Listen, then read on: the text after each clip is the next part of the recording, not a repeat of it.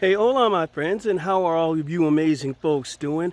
I truly apologize for being absent for so long. We've been deathly sick in my house. Hopefully, my wife is getting better. I'm going to end up going to a hospital because something's just not right. But you know what? You know what? The great Bob never bothered you guys about when he was sick. So I don't want to bother you about me because life isn't about being sick. It's about being adventurous. It's about being explorative. It's about science, man. It's about finding out something new.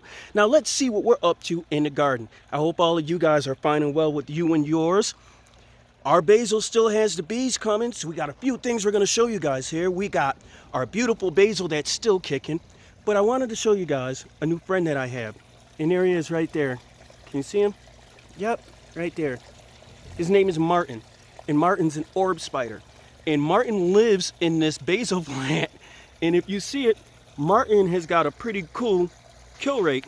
If you look at all of the stuff that Martin has caught in this bush, and I'm just letting him go at it because Martin's not bothering me, so why should I bother Martin, right?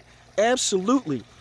Everything that you see over here is from seed. Don't forget that because I want to show you something that we did. We ran some experiments last year, and this is really super dope, y'all, to where we would take things that started from traditional gardening, right? We then transform them, transplant them to hydroponics, right? And then we transplant them to aquaponics because we wanted to test, given whatever your environment was, could you safely transplant plants from different types of plants from one growing system to another? And we've shown and we've proven in our studies that yes, you can. So we haven't found anything to hold us back. So that's a brief look at our aquaponics garden. I wanted to give you guys a quick look at something that we did to update the aquaponics garden. We've actually did this on the other two gardens I'm going to show you as well. We no longer use any chemicals, anything of that nature to clean our tanks. Thanks again to the great Dr. Lech. We use the power of light. And in here we are using a UV light, which we have in our other systems that I'm going to show you as well.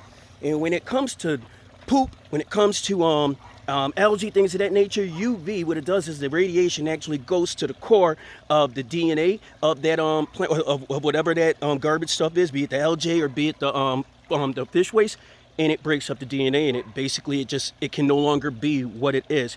So that's the simplest way I can put it. But it uses very little energy, and that comes in handy because once again, everything that you see in these three gardens I'm going to show you are all solar powered.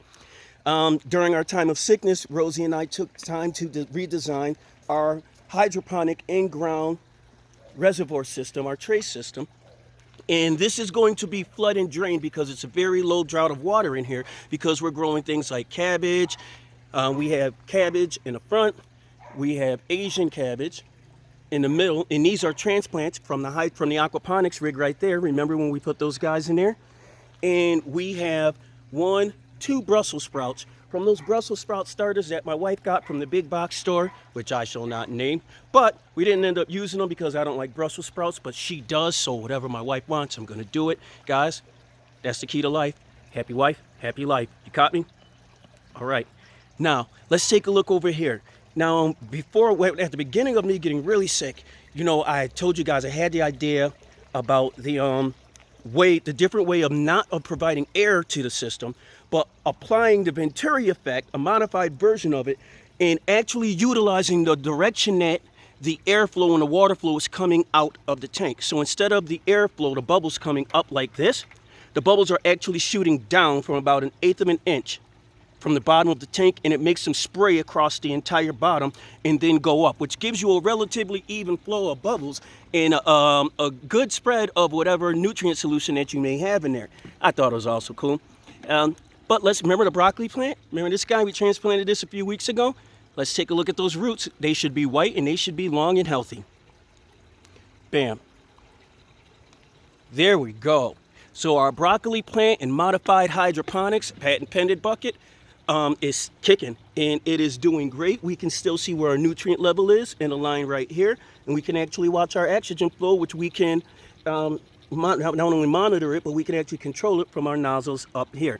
And I want to express to you guys, the more that you turn the oxygen on, it doesn't make smaller bubbles.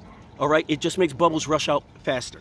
That's all it does. You're applying more oxygen, but what actually makes those nano bubbles, I'm going to tell you another trick that we did. I'll show you the inside of the tank in tomorrow's video, of the bucket tomorrow's video, but we actually placed a magnet on the bottom of this bucket. And the magnet actually sits right underneath where the water hits it. And it's a reaction, you can look this guy's up. The magnetic pull from the magnet actually makes those oxygen bubbles. And the force of them hitting the bottom of this bucket actually makes the nanobubbles smaller. So that's a little tip right there if you guys aren't aware of it. Like I said, this is an information-filled video. Now, some of you guys may have seen the pictures that we posted of the three-tray gutter system.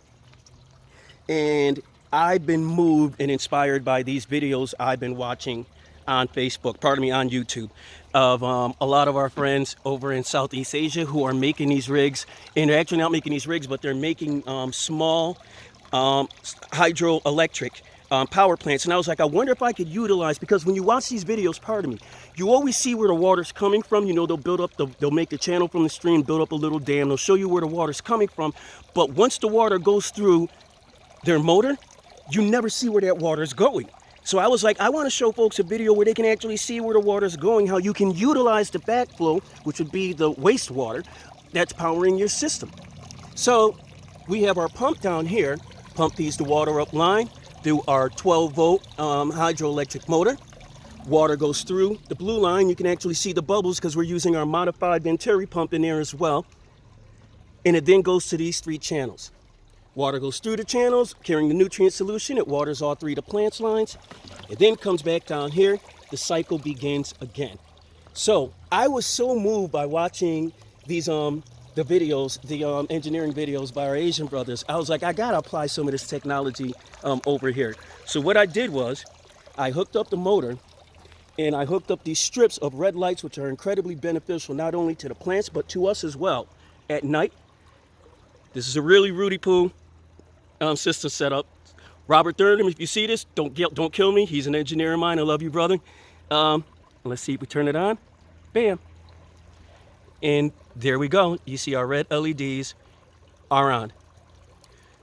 So we've used what would normally be used as wastewater in these other systems, and we've used it as a way to actually provide power and use it to a purpose in our system over here. I always say just imagine the possibilities, because that's what all of this is just imagining the possibilities. Don't get it bent, guys. I'm no engineer. I'm no professional horticulturist, but I love science. And I thank you all again for looking out for us and for all of the kind words and great things you said while we were sick. I'm trying to get better, guys. But in the meantime, I'm with you. And I know you're with me in spirit. Don't forget, plant that first seed so that together we'll grow. Peace and blessings, my friends. Have a great one.